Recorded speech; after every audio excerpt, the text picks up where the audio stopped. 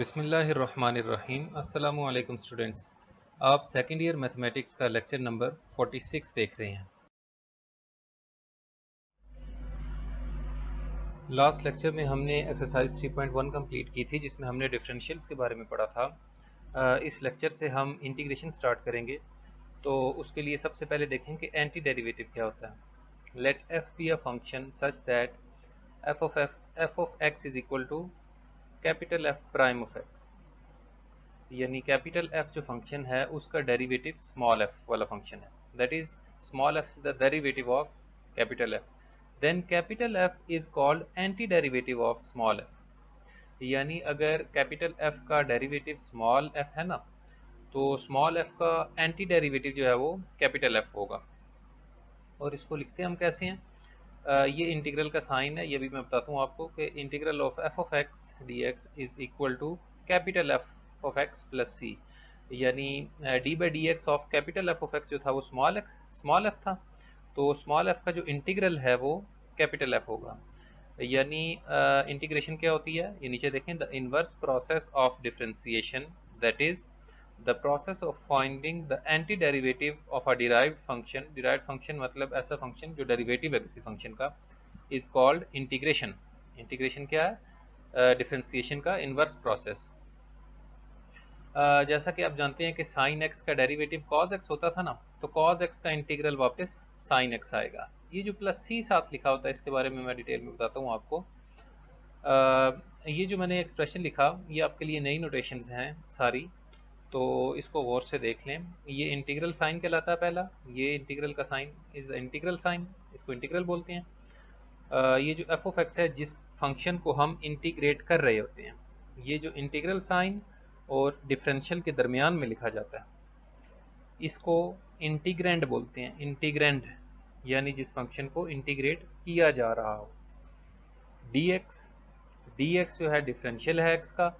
इस डिफरेंशियल को देखते हुए हमें पता चलता है कि हमारा वेरिएबल ऑफ इंटीग्रेशन क्या है। इस डिफरेंशियल के साथ जो वेरिएबल लिखा होगा, जैसे यहाँ पे डी एक्स है या एक्स का डिफरेंशियल आ रहा है, तो x is the variable of integration. आपका सिंगल वेरिएबल वाली डिफरेंशिएशन इंटीग्रेशन है, तो आपके लिए इतनी कॉम्प्लिकेटेड बात नहीं है। फिर ये जो कैपिटल एफ, ये आंसर में लिखा है मैंने कि स्मॉल एफ का इंटीग्रल जो है कैपिटल एफ आ गया। ये एक्चुअली एंटी डेरिवेटिव है एफ ऑफ एक्स का। C क्या है? C is an arbitrary constant called constant of integration.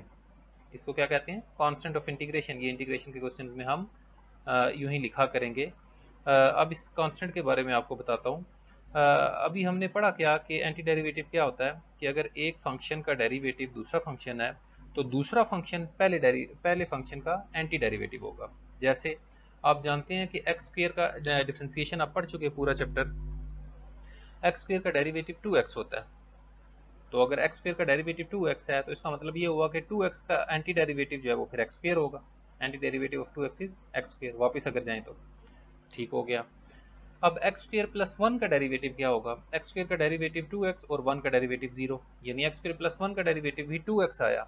इसका मतलब है 2x का anti derivative x square plus 1 भी है।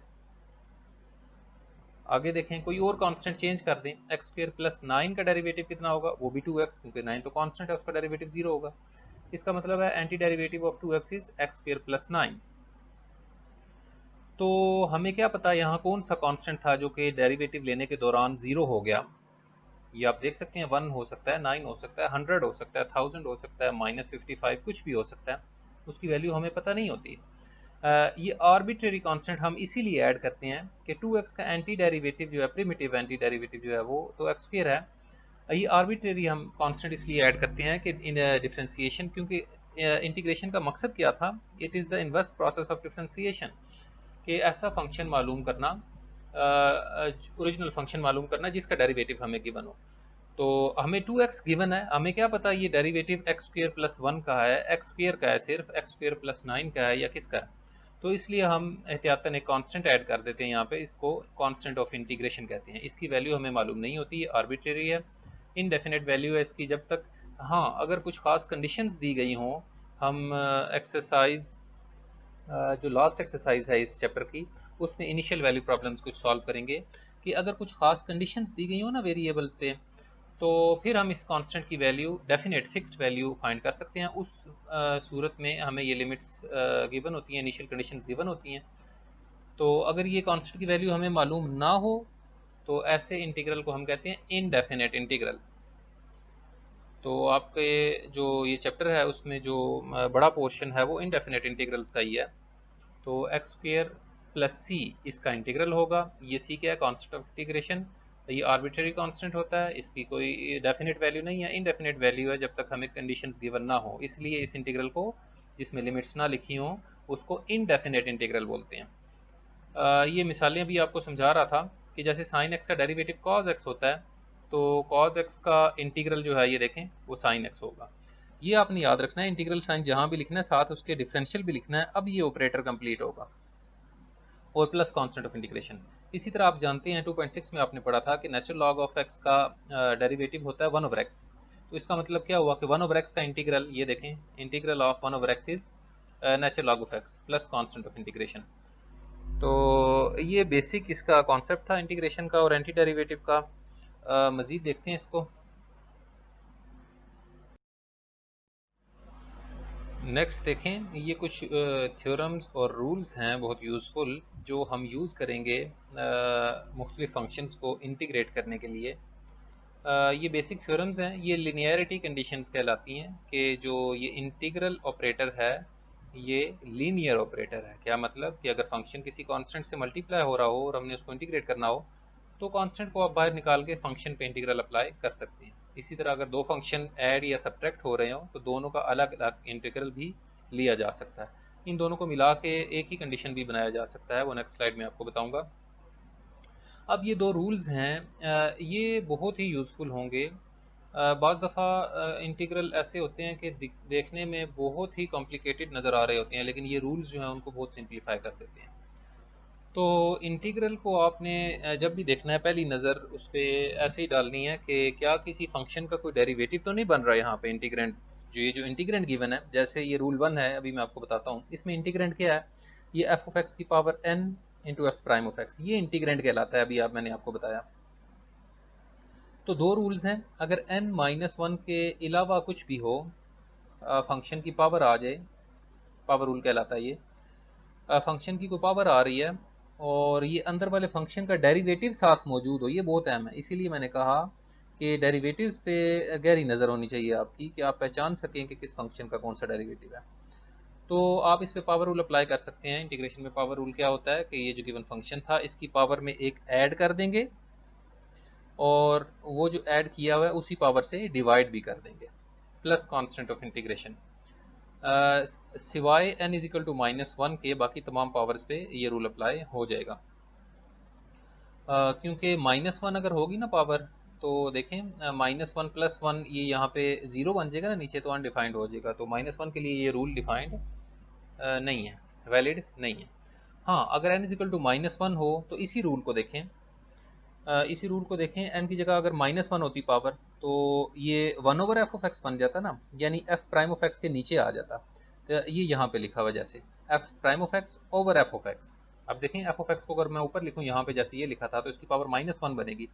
यानी जब n इज इक्वल टू -1 हो, फंक्शन की पावर -1 हो, फिर ये लॉग वाला रूल अप्लाई करते हैं कि अगर आपको इंटीग्रेंड इस तरह से गिवन है कि नीचे फंक्शन है उसकी पावर नहीं है, ये बात गौर करने वाली है। यानी इसको अगर ऊपर लिखें तो इसकी पावर -1 बनती है, ये बहुत अहम है। और साथ उसका ऊपर डेरिवेटिव मौजूद है, तो फिर इसको इंटीग्रेट कैसे करना है? आपने नेचुरल लॉग ले लेना है उस फंक्शन का, ये नीचे वाले फंक्शन का, प्लस कांस्टेंट ऑफ इंटीग्रेशन। मैंने आपको बताया कि जो इंटीग्रल्स हैं, जो एंटी डेरिवेटिव्स हैं, वो जो इंटीग्रेशन है वो इन्वर्स प्रोसेस है डिफ्रेंसिएशन का। तो इनके प्रूफ्स कैसे करेंगे? अगर आप ये प्रूव कर दें कि राइट साइड पे जो चीज़ लिखी हुई है इसका डेरिवेटिव ये इंटीग्रेंट है, तो आपने ये बात साबित कर दी कि इस इंटीग्रेंट का जो इंटीग्रल या एंटी डेरिवेटिव है वो ये है। तो आपने करना ये है कि डेरिवेटिव्स तो आपको निकालने आते हैं, आपने ये जो F of x power n + 1 over n + 1 है इसका डेरिवेटिव शो करना है कि ये F of x power n into F prime of x है। एक काम ये करना है आपने, और दूसरी बात ये शो करनी है कि natural log of F of x का डेरिवेटिव शो करना है कि ये F prime of x over F of X यानी इसके बराबर है। तो अगर आपने ये शो कर दिया तो इसका यही मतलब हुआ ना कि अगर इसका डेरिवेटिव ये है तो इसका इंटीग्रल ये होगा।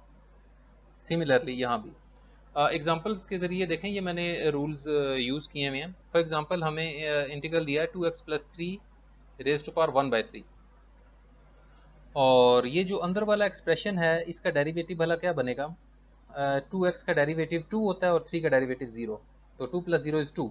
तो देखें ये डेरिवेटिव साथ ये बना है। अब गौर से देखें, f ऑफ x क्या है 2x प्लस 3, n की जगह क्या आ रहा है 1/3, और f प्राइम ऑफ x क्या है 2 dx। अब ये जो n होता है इस पे गौर करना होता है कि क्या ये -1 तो नहीं है, 1/3 -1 के इक्वल नहीं है ना, तो फर्स्ट वाला रूल लग जाएगा कि फंक्शन की पावर में एक ऐड कर दिया, देखें 1/3 + 1 ओवर 1/3 + 1, तो ये डेरिवेटिव का सिर्फ इतना ही काम होता है कि ये इस पे रूल अप्लाई हो जाता है, और यहाँ पे डेरिवेटिव राइट साइड पे फिर नहीं आता। 1/3 + 1 over 1/3 + 1 plus constant of integration. अब 1/3 + 1 = 4/3, तो इसको सिंप्लीफाई करके लिखिए। नेक्स्ट देखें, ये लिखा हुआ है sec² x over tan x। अब 2.5 एक्सरसाइज आप पढ़ चुके हैं, tan x का डेरिवेटिव होता है sec² x। अब tan x की कितनी पावर बन रही है, अगर इसको ऊपर लिखें तो इसकी पावर बनेगी -1, यानी ये वाला रूल अप्लाई होगा।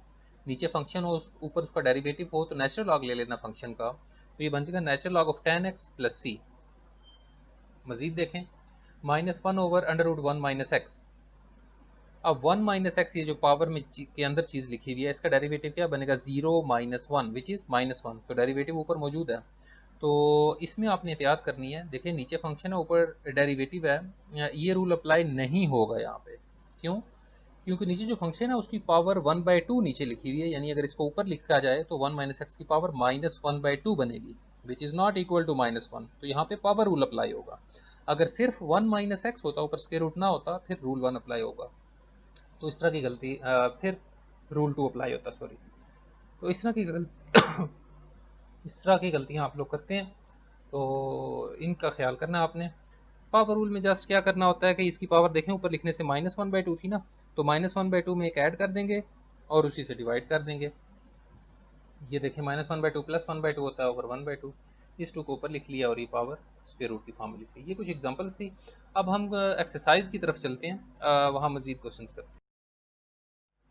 तो एक्सरसाइज 3.2 का क्वेश्चन नंबर 1 है कि evaluate the following indefinite integrals. Indefinite integral आपको बताया, जिसमें ये इनडेफिनेट कांस्टेंट आता है, आर्बिट्रेरी कांस्टेंट।